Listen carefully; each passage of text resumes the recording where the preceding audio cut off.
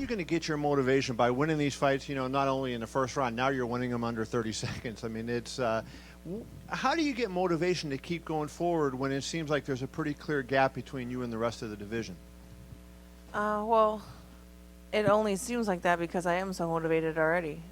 And if I stopped being motivated, then these fights would probably drag out a lot longer. And I still have a lot of improvements to make still. I want to retire undefeated and be known as one of the greatest of all time. And that takes a lot more work than what I've done so far. Talk a little bit about the improvement in your hands. I think it was before your Carmouche fight, Edmund was saying he thought you could go to the Olympics if you chose and win a medal in boxing in the Olympics. Now, it was a while back, but your hands have seemingly progressed every fight. Do you feel like, as confident in your hands as you do in your submission game? Well, maybe not as confident because I have a decade and a half of experience grappling and doing judo. And I really only have 4 years of experience with striking, but I haven't really picked up a gi and done judo since I started doing MMA. I felt like if I wanted to be comfortable as a complete mixed martial artist, then I really had to immerse myself in the striking game and make that a strength instead of something I was trying to avoid. So it's catching up, but I still have a lot of work left to do. In just 16 seconds, we thought you get out unscathed, but you didn't. I guess there's a cut on your hand, and you said the knee surgery as well. Can you just detail us on kind of what your condition is, and I guess maybe what the rest of your year does look like? Well, it turns out that from the last 2 camps for 168 and 170, I kept ripping my knuckle open and just covering it up and hitting on it still. All I did was just make sure it didn't get infected, and I guess I ended up developing a cyst under my knuckle, and after the McMahon fight, I should have taken it more seriously and gone into the doctor and got it taken out, and I just kind of kept dismissing it, and I ended up ripping it open with that first overhand right, and I just got 9 stitches in my hand. Hopefully the cyst is actually gone, but I have to go to the doctor and get it checked out, make sure. And with the knee surgery, it's just something that, kind of more maintenance that I need to do. And so it's not really a major knee surgery at all. It's just a scope. I literally walk out of there. I'd be 100% after 2 weeks after that one. And I'll go to the doctor and see what they say about the hand. Left or right? Right hand, right knee. But I'm left-handed, so it's all good. You said it was a little unfair. I think a lot of people felt it was unfair to even ask you that at that point, to say, can you step in on a month's notice?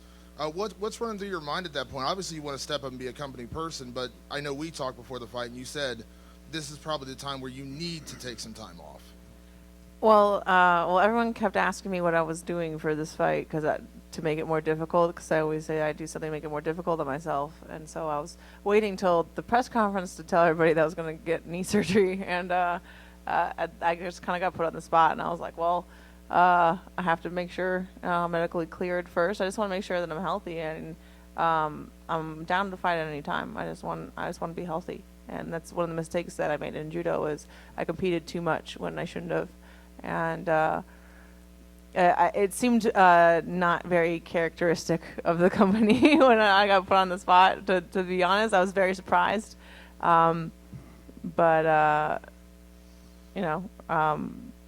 They know that I'm down to fight whenever I can, and I'm physically able.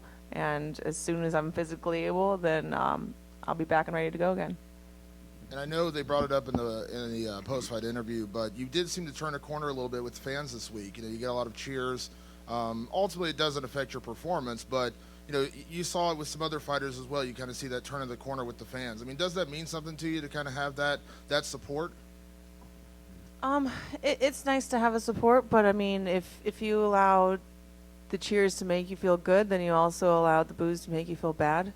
And so I appreciate all the passion that comes from the fans. However, it does come, and I appreciate people caring so much. But I try not to let the opinions of people that I don't personally know affect my happiness too much. I'm just happy that people care at all. This is for Ronda and Chris. Do either one of y'all think y'all be back in the octagon before the end of 2014? Probably. I'd like to fight again for the New Year's card.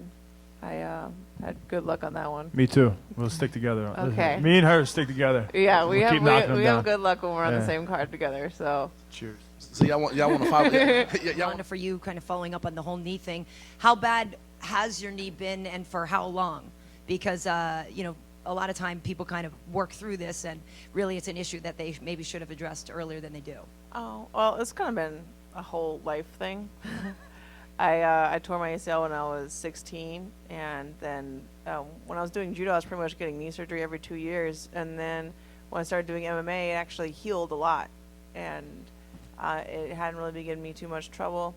And when I did the Misha and McMahon fight back to back, it was really, I had put so much wear on it when not resting in between. And with McMahon, I had to do so much wrestling that my knee was really starting to act up. But then I rested after that, and it started feeling better. And I knew I had to get surgery, but it wasn't really imminent. You know, my knee is really stable. Like, all the ligaments are fine. There's just some junk floating around in there. Like, I went and did press the other day, and it was like on the press conference day, like, there was something like moving around in there, and it was bugging me. But by the time I was done with media, it somehow worked itself out. You know, it's just one of those things that it's annoying, and it actually got better for this camp because I did like less wrestling, and we didn't really do that much legs for this camp. But it's something that I need to take care of. I can't put it off forever, and I'd rather do it now instead of risk it getting worse.